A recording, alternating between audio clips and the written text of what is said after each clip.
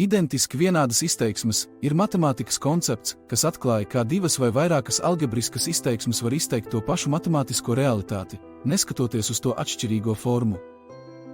Dažādas izteiksmes var būt vienādas, ja tās pārstāv vienu un to pašu skaitlisko vērtību visām mainīgo vērtībām. Neuztraucies! Tūlīt paskaidrošu.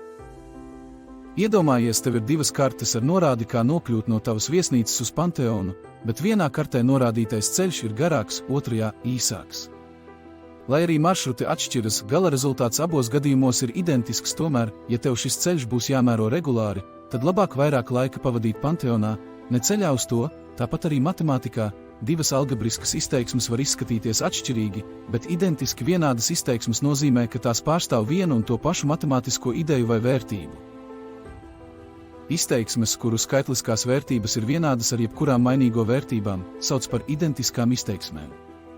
Piemēram, izteiksmes 2x plus 3 iekavās un 2x plus 6 ir identiski vienādas, jo, neatkarīgi no x vērtības, abas izteiksmes sniegs vienādu rezultātu.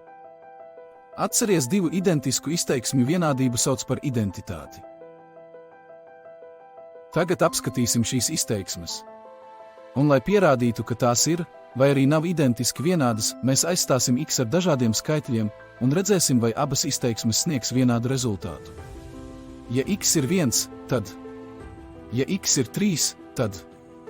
Un pārbaudām ar iznešanu pirms iekāvām, atveram iekavas, reizinām trīnieku gan ar x, gan ar 2 un saskaitām tos kopā, un lūk atkal pārliecināmies par izteiksmju identitāti.